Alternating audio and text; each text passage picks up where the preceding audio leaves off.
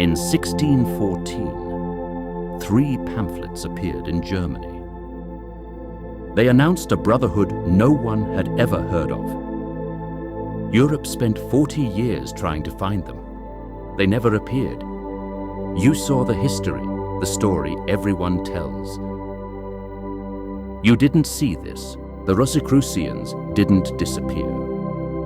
They became a Masonic degree. And I have it.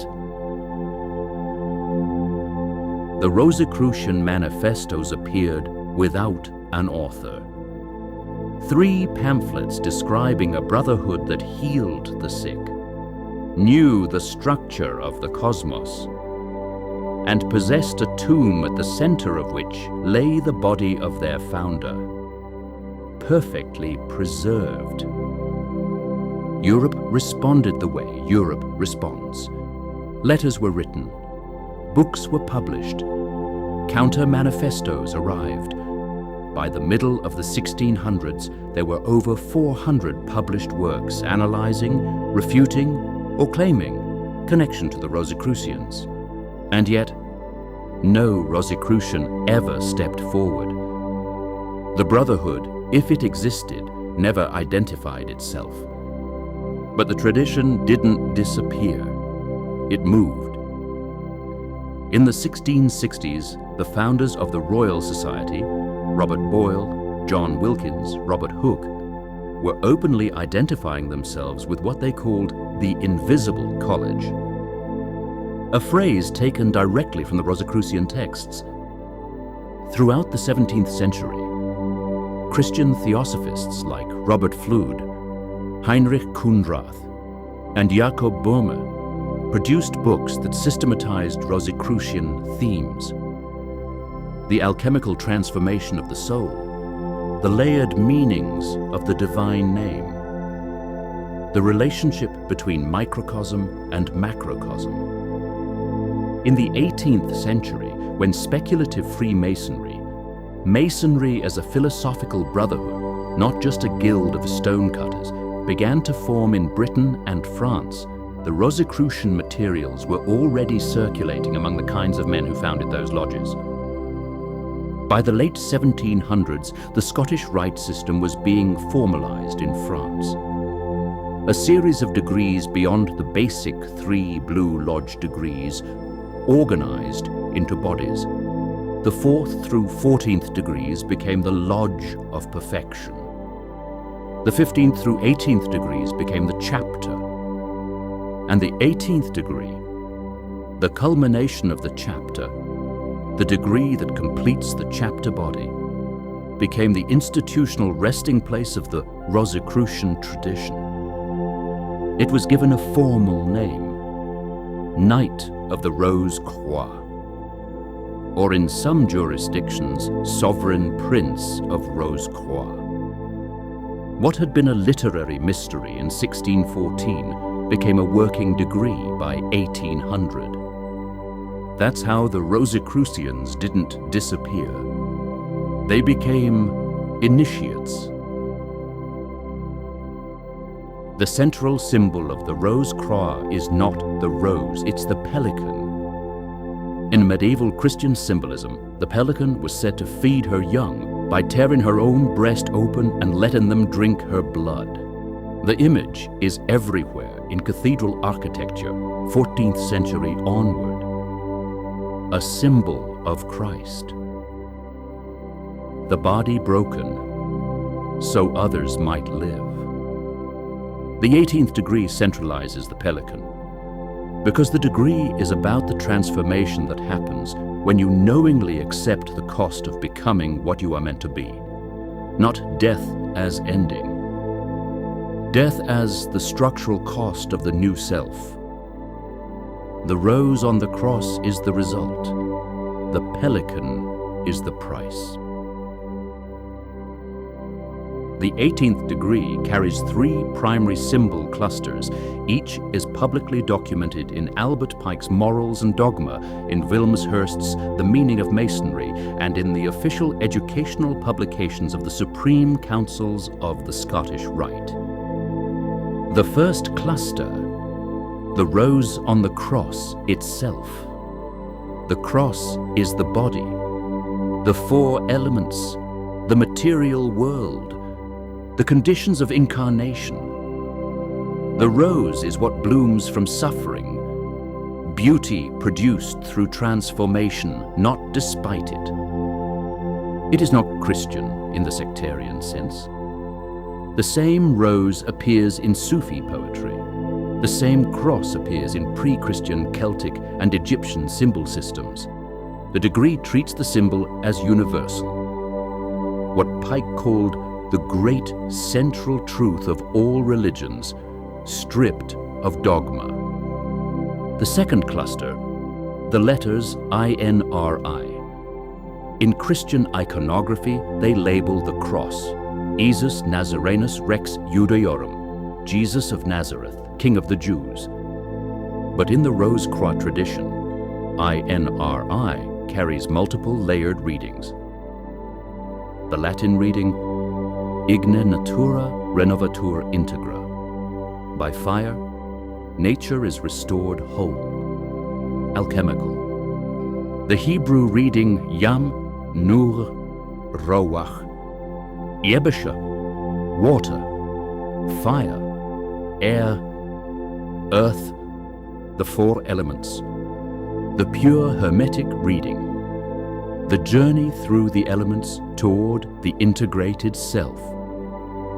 Pike argued that the multiple readings are deliberate, that the inscription was always meant to be read on more than one register at once, that a religion which reduces itself to one reading has lost half of itself.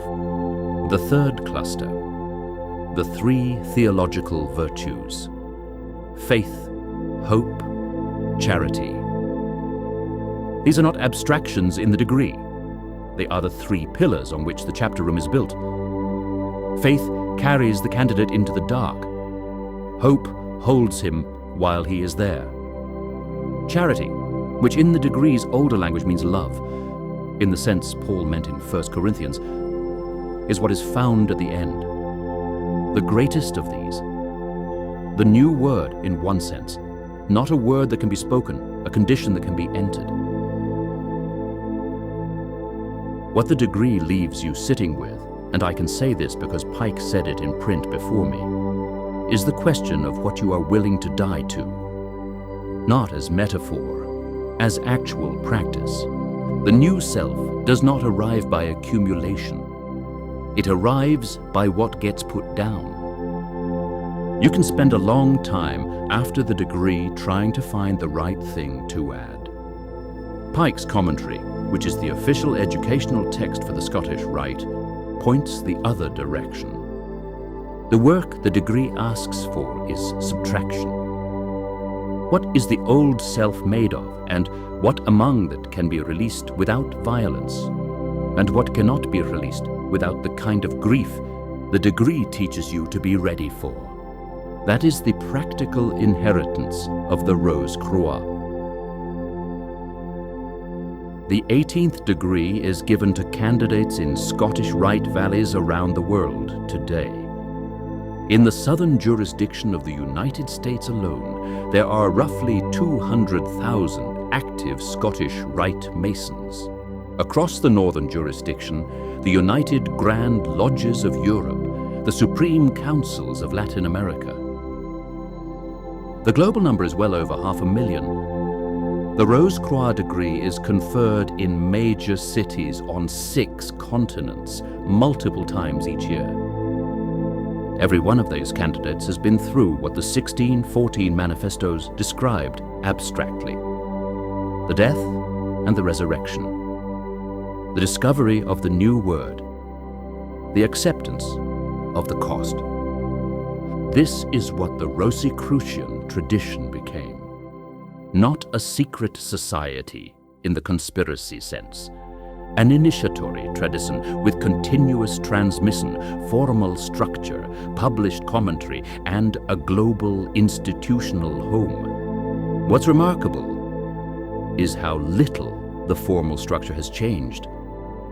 The Scottish Rite rituals, as Pike systematized them in the 1860s, are substantially the same rituals being conferred today. The 18th degree has been particularly stable. A candidate going through it next week in São Paulo or Lyon or Sydney is receiving substantially the same teaching Pike codified 160 years ago. And that teaching has not lost its edge. The question of what one must die to in order to become the next version of oneself, that question doesn't expire. Every generation produces candidates who arrive at the degree carrying something they need to lay down. The degree doesn't change. The candidates change. What they bring changes. The work stays. When the Rosicrucians video on this channel covered the historical brotherhood, the 1614 manifestos, Christian Rosenkreuz, the Invisible College, the question that video left open was, where did they go? They went into the Scottish Rite. They became the 18th degree. And the work, the actual transformation, is still being done in chapter rooms tonight on 3 continents in over a dozen languages. The tradition didn't disappear. It went institutional. And it kept going. If you came to this channel through the Rosicrucians video, this is the continuation that video implied but didn't deliver. If you came to this channel through the Masonic Lodge video, this is the kind of content that one only hinted at. The specific degree work. The actual content of the Scottish Rite, what the degrees are trying to do. In the next video, we go further back inside the lodge to the year I spent as Worshipful Master, the presiding officer of a Masonic Lodge, and what running a lodge for a year actually teaches you about the system, the men who walk through it, and the parts of the work that don't survive translation into a YouTube script. Subscribe if you want more of this. New video every Thursday. This is the hidden thread.